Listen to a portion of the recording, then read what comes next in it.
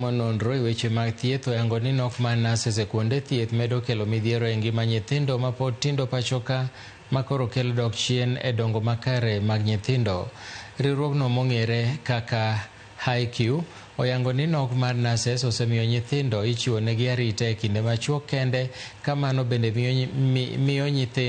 mine nyithindo midhiero mar tuoche mag paro kendo kelo olo mang'eny e tij nurses marito nyithindo, gino mamono nyithindo yudo chenro mag arita madwarore. Jafwambo marwa Cynthia Onyango miyowa ler e wi lipodni.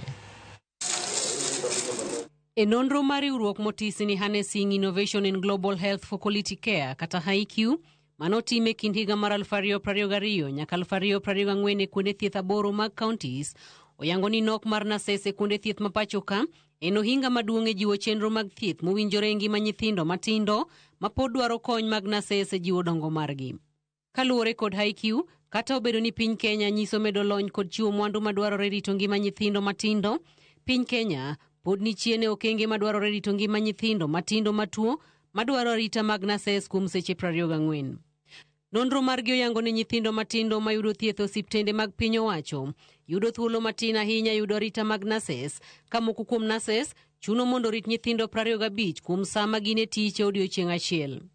Lipodno wacho ni ng'eny nurses chuno mondo bed kod nyithindo matindo mayudo thieth dakika 30 kende kuom nyathi ka nyathi e kinde mar seche 12 mar tijgi, okang' ma en rem maduong' e chenro mag chiwo thieth ne nyithinde okang' mar piny mangima.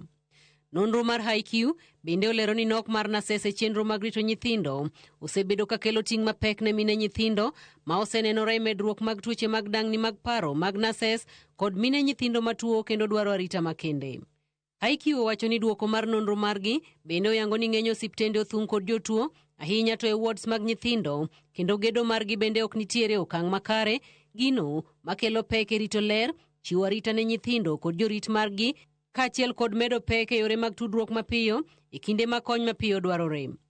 Giyango ni piny Kenya kaka piny mani kod yie okenge 16 mag kelo lokruok madwarore e piny ngima kata SDGs ni kod ting' mar kelo lokruoge mapiyo kendo mongirore rito ngima nyithindo kod jorit maggi. Moko kuom gigo ma giwacho ni onego ketie lokruok oting'o medo nurses e osiptende ma pachoka, ndiko jochiw rit mamoko makonyo nurses e tije maggi ma bende ong'ere kaka ward assistants, kaachiel kod jiwo yore tiegruok makare e weche tudruok ahinya to e yore mag chiwo luor ne ngima dhano kod nyadhi mar mine mokonyore kata madwaro kony e rito nyithindo matuo.